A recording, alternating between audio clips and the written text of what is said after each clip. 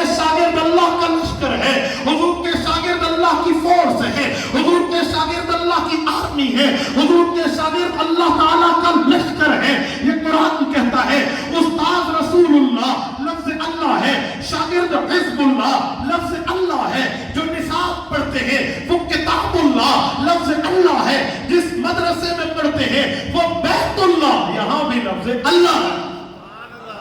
یوں حضور کے اس مدرسے کو رونق ملی ہے۔ چلو میں ایک بات کر لوں، آج خوش نصیبوں کے سر پہ یہاں دستار سجی ہے تو امتحان ہوا ہے، امتحان میں پاس فیل کا معاملہ ہوتا ہے۔ ممتحن کون ہے؟ ایگزامینر کون ہے؟ امتحان لینے والا کون ہے؟ یہاں امتحان کے لیے ممتحن آتے ہیں، اور جب حضور نے مدرسہ بنایا، حضور نے نصاب پڑھایا، حضور نے شاگرد بنائے، پھر ان کا امتحان کس نے لیا تھا؟ فیصل آباد کے غیوروں، جب استاذ محمد الرسول اللہ ہو پھر امتحان کون لے گا؟ امتحان کے لیے دنیا میں کسی فرد کی ضرورت نہیں تھی۔ قرآن کریم کہتا ہے امتحان کس نے لیا؟ فرمایا اولئک الذین امتحن اللہ، امتحان لینے والا خود اللہ۔ اب امتحان کے بعد رزلٹ ہوتا ہے، نتیجہ ہوتا ہے، تو پھر قرآن نے نتیجہ بھی ذکر کیا ہے، رزلٹ بھی ذکر کیا ہے۔ رزلٹ پیپر کو آؤٹ کر کے قرآن میں لکھ دیا گیا ہے، فرمایا رضی اللہ عنہم ورضوا عنہ۔ پتہ چلا یہاں استاذ رسول اللہ ہے، شاگرد حزب اللہ ہے، مدرسہ بیت اللہ ہے، نصاب کتاب اللہ ہے، امتحان لینے والا خود اللہ ہے، نتیجہ آیا رضی اللہ۔ اور یہ ایسا رزلٹ ہے، حضور کے شاگرد کا نام پورا نہیں ہوتا اگر رضی اللہ نہ کہیں۔ ابو بکر رضی اللہ، عمر رضی اللہ، عثمان رضی اللہ، علی رضی اللہ، طلحہ رضی اللہ، زبیر رضی اللہ، معاویہ رضی اللہ، عبداللہ بن مسعود رضی اللہ، ایک ایک کا نام کے ساتھ یہ رزلٹ لگا ہے۔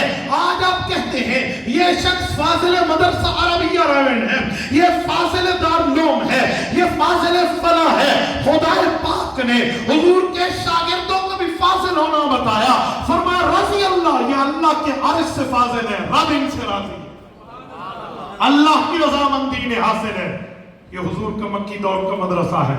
آؤ میں مدنی دور کے مدرسے کی بات کرتا ہوں۔ جب پاک پیغمبر نے ہجرت کی ہے، رسول اللہ نے ہجرت میں مکہ چھوڑا ہے، خاندان چھوڑا ہے، علاقہ چھوڑا ہے، قوم چھوڑی ہے، قبیلہ چھوڑا ہے، وسیب چھوڑا ہے، اس جگہ کو چھوڑا ہے جہاں پیغمبر کا بچپن لڑکپن گزرا ہے۔ ان جگہوں کو چھوڑنا بڑا مشکل ہوتا ہے، لیکن سب کچھ چھوڑ کے رکھ دیا۔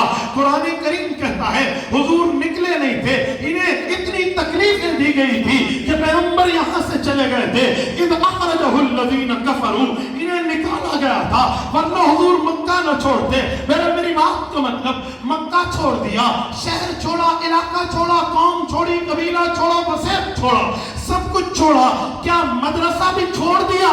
مدینہ جائیں گے مدرسہ نہیں بنائیں گے، ادھر جو بنایا تکلیفیں ملی چھوڑ دیں؟ نہیں نہیں، ٹھیک نہیں، یہ مدرسے کا کام نبوت نے نہیں چھوڑا۔ حضور مدینہ گئے ہیں، جہاں مسجد نبوی بنی ہے وہاں مدرسہ اصحاب صفہ بنا ہے، وہاں صفہ کا چبوترا بنا ہے، حضور کا مدرسہ تعمیر ہوا ہے، استاد بیٹھا ہے، شاگرد بیٹھے ہیں۔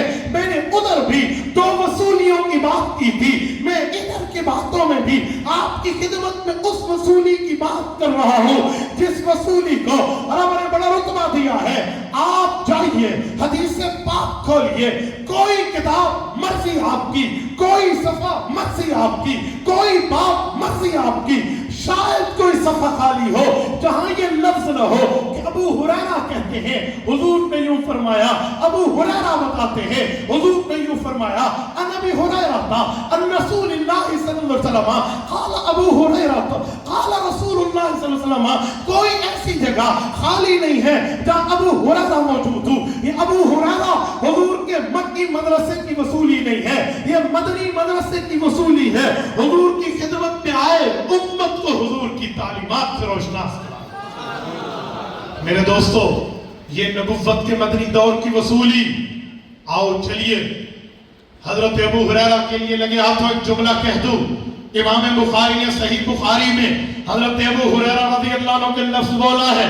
امام ابو داؤد سلیمان ابن اشعث السجستانی رحمہ اللہ نے سنن ابی داؤد میں روایت ذکر کی ہے.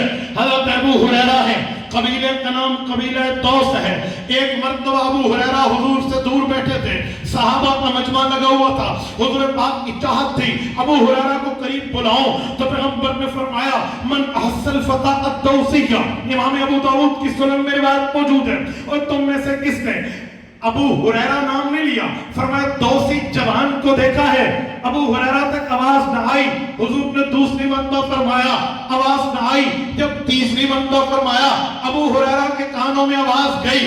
لبیک و سعدیک یا رسول اللہ کہہ کر حضور کے قدموں میں آئے. پھر جب اپنے مجمع حدیث میں بیٹھتے تھے، اپنے شاگردوں کو دین پڑھاتے تھے، حضور کے میسج و پیغامات سے روشناس کراتے تھے، تو ابو ہریرہ کہتے تھے میں وہ ہوں. سلاسن قال رسول اللہ، 3 مرتبہ حضور نے مجھے فرمایا من احس الفتاة الدوسیہ، من احس الفتاة الدوسیہ، من احس الفتاة الدوسیہ. یہ یہاں کی وصولی ہے.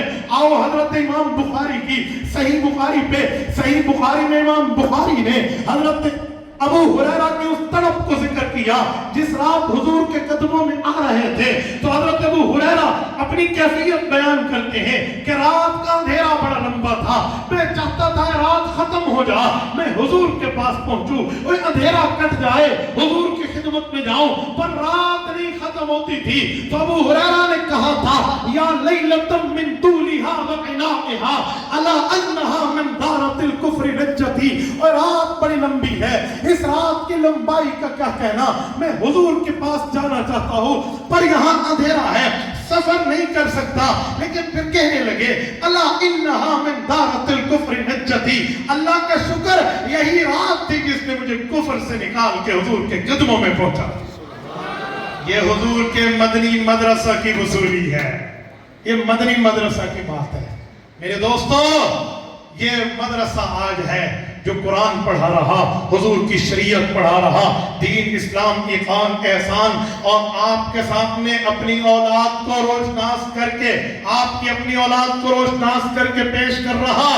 اس مدرسے کی بنیاد حضور کے مدرسے ہیں.